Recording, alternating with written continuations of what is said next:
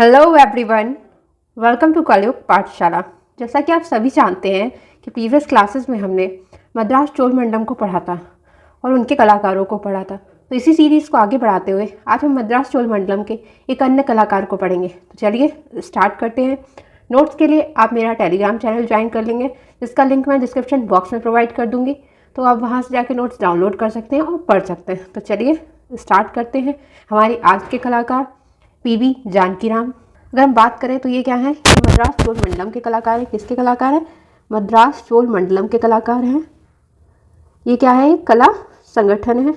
ये कलाकारों का गांव था, ठीक है, जिसका नाम रखा गया था चोलमंडलम। ठीक है, चलिए अगर इनके जन्म की बात करें अगर हम इनके जन्म की बात करें तो इनका जन्म हुआ 1930 में। ठीक है, ये किसके कलाकार हैं? ये किसके कलाकार हैं? तो ये मद्रास चोलमंडलम के कलाकार हैं और इनका जन्म कब हुआ है? 1930 में हुआ है। अब बढ़ते हैं इनकी शिक्षा की तरफ कि इनकी शिक्षा कहाँ से हुई है। तो इनकी शिक्षा हुई है government college of art and craft, जो आपका कहाँ है? चेन्नई में। ठीक है, और 1953 में फाइन आर्ट्स में डिप्लोमा प्राप्त किया था यहाँ से इन्होंने, साथ ही स्नातक की उपाधि प्राप्त की थी। तो इन्होंने कहाँ से शिक्षा प्राप्त की है? Government college of art and craft, जो आपका कहाँ पर है? चेन्नई में है। और यहाँ से इन्होंने क्या?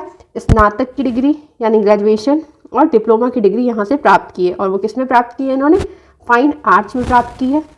और कब? 1953 में। तो हम कह सकते हैं इनकी शिक्षा हुई है government college of art and craft से, जहाँ से इन्होंने स्नातक और डिप्लोमा की डिग्री प्राप्त की। कब प्राप्त की? तो 1953 में। और किस में? फाइन आर्ट्स में प्राप्त की। नेक्स्ट पॉइंट है 1973 में हंगरी सरकार से मूर्ति कला में मानक डिप्लोमा प्राप्त किया। फिर इन्होंने कहाँ से? मूर्ति कला में मानक डिप्लोमा प्राप्त किया। कहाँ से? तो हंगरी सरकार से इन्होंने मूर्ति कला में मानक डिप्लोमा प्राप्त किया था। किसमें? मूर्ति कला में। तो किससे? हंगरी सरकार से। कब? 1973 में। ठीक है, इनके गुरु कौन है? तो इनके गुरु हैं केसीएस पन्नीकर। केसीएस पन्नीकर यही क्या है? मद्रास चोलमंडलम के संस्थापक भी हैं। क्या है? मद्रास चोलमंडलम के संस्थापक कौन थे? केसीएस पन्नीकर ही तो थे। मद्रास चोलमंडलम के संस्थापक हैं ये जो मद्रास चोलमंडलम क्या है? कलाकारों का एक गांव है, जिसकी स्थापना किसने करी है? केसीएस पन्नीकर ने की है। ठीक है, नेक्स्ट पॉइंट है व्यवसाय।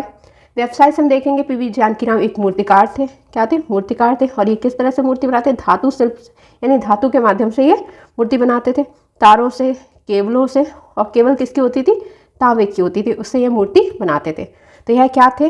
व्यवसाय से मूर्तिकार थे। ठीक है, और ये किस माध्यम से बनाते थे? तो धातु के माध्यम से शिल्प बनाते थे, तारों के माध्यम से बनाते थे, और केबलों के। और केवल किसकी होती थी? तांबे की होती थी।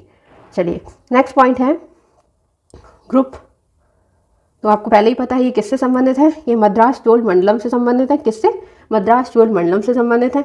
नेक्स्ट पॉइंट देखेंगे जानकीराम दक्षिण भारत की मूर्ति कला से प्रभावित थे। तो आपसे पूछा जा सकता है ये किससे प्रभावित थे? तो ये दक्षिण भारत की मूर्ति कला से प्रभावित थे और ये इस मूर्ति कला से प्रभावित थे। ठीक है, चलिए जानकीराम ने अपने लिए शीट मेटल में युक्त खड़े आकार के, कैसे? खड़े आकार के चित्र में मूर्ति शिल्प की रचना की और उसके धरातल को रैखिक तत्वों से अलंकृत किया। चलिए इसको देख लेंगे। इन्होंने किससे? सीट मेटल से बनाई थी। ठीक, क्या बनाई थी? मूर्ति शिल्प बनाया था। और वो किस आकार में था? खड़े आकार का था। ठीक है, यानी खड़े आकार में इन्होंने क्या? किससे? शीट मेटल से एक मूर्ति शिल्प बनाया था और उसका जो धरातल था उसे कैसे? रैखिक तत्वों से अलंकृत किया था, यानी रैखिक तत्वों से सजाया था। ठीक है, चलिए नेक्स्ट पॉइंट है धनराज भगत के मूर्ति शिल्पों में रहस्यमय अवधारणाओं को प्रतिपादित किया गया, जबकि जानकीराम के मूर्ति शिल्पों में मानवता रूपी अलंकरण को बेहिचक अपनाया गया, जो चित्र प्रतिमा का स्वरूप ले लेता था। ठीक है, प्रतिमा का स्वरूप ले लेता है। ठीक, चलिए इसको देख लेते हैं। धनराज भगत के जो मूर्ति शिल्प होते थे उनमें क्या? रहस्यमय अवधारणाओं को बनाया गया है। ठीक, और जानकीराम के जो मूर्ति शिल्प होते थे उसमें क्या होता था? मानवता रूपी अलंकरण को दिखाया गया है। ठीक है, और जो ये चित्र बनाते थे उसमें क्या? ये उनके चित्र भी ये लगते थे कि जैसे प्रतिमा हो। ठीक है, तो वे किसका रूप ले लेते थे? प्रतिमा का स्वरूप ले लेते थे। ठीक है, 1960 के दशक के मध्य से यह पारंपरिक रीति के बहुत ही करीबी दिखाई देते हैं। 1960 के दशक से ये पारंपरिक रीति के बहुत ही करीबी दिखाई देते हैं। नेक्स्ट पॉइंट है जानकीराम के मूर्ति शिल्पों में सशक्त देशज भाव दिखाई देता है। तो इनके मूर्ति शिल्प में कैसा भाव दिखाई देता है? सशक्त देशज भाव दिखाई देता है। ठीक है, चलिए नेक्स्ट पॉइंट है वर्ष 1970 से 80 के मध्य ऑक्सीकृत तांबा, टिन, पत्तार के माध्यम से निर्मित मूर्ति शिल्प गणेश के रचनाकार पीवी जानकीराम है। ये मोस्ट इंपॉर्टेंट है। गणेश पूछा जाता है कि मूर्ति शिल्प किसका है, तो आप क्या कहेंगे, पीवी जानकीराम का है। और ये किस माध्यम से बनाया गया, ऑक्सीकृत तांबे के माध्यम से बनाया गया है, टिन के माध्यम से और तार के माध्यम से बनाया गया है। और कब बना है, तो 1970 से 80 के मध्य बनाया गया है। ये मोस्ट इंपॉर्टेंट है, अच्छे से लर्न कर लीजिएगा।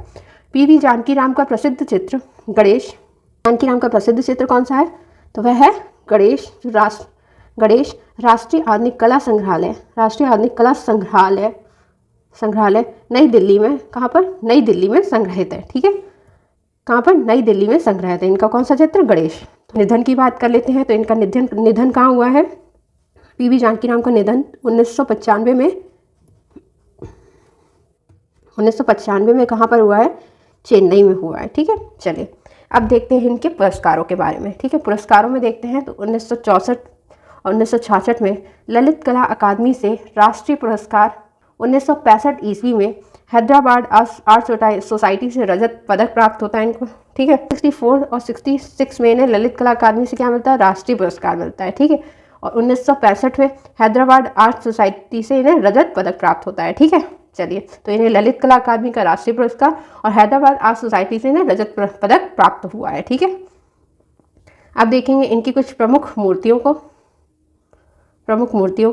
ठीक है, चलिए तो प्रमुख मूर्तियों में है इनके कृष्ण, शक्ति, गणेश, कालिया दमन, Christ, Madonna and child, flute player, महिला, किंग, बिल्ली।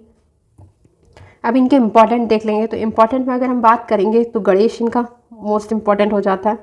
ठीक है, कालिया दमन मोस्ट इम्पॉर्टेंट हो जाता है, क्राइस्ट मोस्ट इम्पॉर्टेंट है, Madonna and child most important है, किंग इम्पॉर्टेंट है, बिल्ली इम्पॉर्टेंट है। और देखेंगे इनके कुछ प्रमुख चित्रों को, तो प्रमुख चित्रों में इनका कौन सा है, उल्लू है और गिद्ध है। तो ये इनके कुछ प्रमुख चित्र हो गए।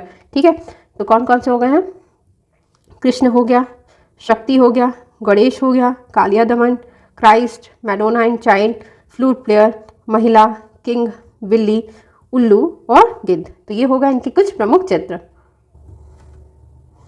तो आई होप आपको पीवी जानकीराम अच्छे से समझ आ गए होंगे, एक एक पॉइंट अच्छे से क्लियर हो गया होगा। आप इसको अच्छे से तैयार कर लीजिएगा। ठीक है, तो चलिए अगर आपको वीडियो अच्छी लगी हो तो लाइक करें, शेयर करें और चैनल को सब्सक्राइब करें। मिलते हैं नेक्स्ट वीडियो में एक नए कलाकार के साथ, तब तक के लिए थैंक यू।